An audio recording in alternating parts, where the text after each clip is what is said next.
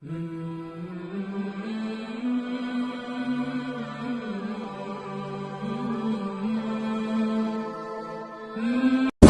علیکم ورحمۃ اللہ تعالی وبرکاتہ۔ محترم سامعین حضرات، آج کے اس ویڈیو میں ہم جانیں گے کہ دیوبندی کس سے گیت ہے، دیوبندیت کیا ہے۔ تو ایک مرتبہ حضرت فقیہ الامت مفتی محمود حسن گنگوہی رحمہ اللہ تعالی سے نے فرمایا کہ فرانس میں ایک شخص نے مجھ سے دریافت کیا کہ دیوبندی کس سے گیت ہے۔ میں نے کہا دیوبندی ہونے کے لیے چند چیزیں ضروری ہے۔ نمبر 1، عشق الہی کی تفش سینے میں شعلہ ہو۔ نمبر 2، تمام محدثات سے اجتناب اور توحید خالص پر اعتماد ہو۔ نمبر 3، نبی اکرم صلی اللہ علیہ وسلم کی محبت تمام مخلوق کی محبت پر غالب ہو۔ نمبر 4، زندگی کا ہر گوشہ اتباع سنت سے معمور ہو۔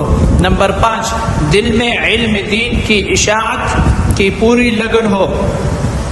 اسی طرح قاری محمد طیب صاحب نور اللہ مرقدہ نے اسی تسلسل سند و فکر کے بارے میں فرمایا، دیوبندیت کوئی مذہب یا فرقہ نہیں جسے معاندین اسے ایک مذہب یا فرقہ کا نام دے کر عوام کو اشتعال دلانے کی کوشش کرتے ہیں، بلکہ مسلکی اہل سنت والجماعت کا ایک جامع مرقع اور مکمل ایڈیشن ہے جس میں اہل سنت کی ساری شاخیں اپنی اصل سے جڑی ہوئی دکھائی دیتی ہے۔ شاعر مشرق ڈاکٹر اقبال مرحوم نے اسی دیوبندیت کے بارے میں کیا خوب جملہ استعمال فرمایا تھا جو انہی کو زیب دیتا تھا۔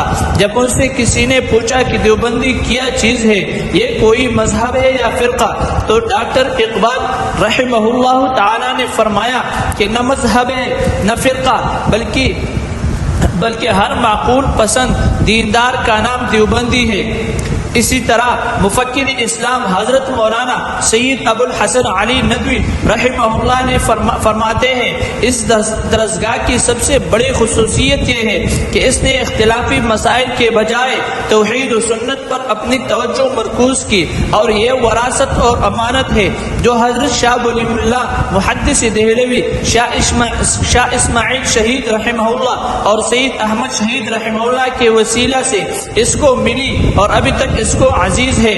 دوسری خصوصیت اتباع سنت کا جذبہ اور فکر ہے۔ تیسری خصوصیت تعلق مع اللہ کی فکر اور ذکر و حضوری اور ایمان و احتساب کا جذبہ ہے۔ چوتھا عنصر اعلاء کلمت اللہ کا جذبہ اور کوشش اور دینی حمیت و غیرت۔ یہ 4 عناصر مل جائے تو دیوبندی بنتا ہے۔ اگر ان میں سے کوئی عنصر کم ہو جائے تو دیوبندیت ناقص ہے۔ فضلائے دارالعلوم دیوبند کا یہی شعار رہا ہے اور وہ ان 4 چیزوں کے جامع رہا ہے۔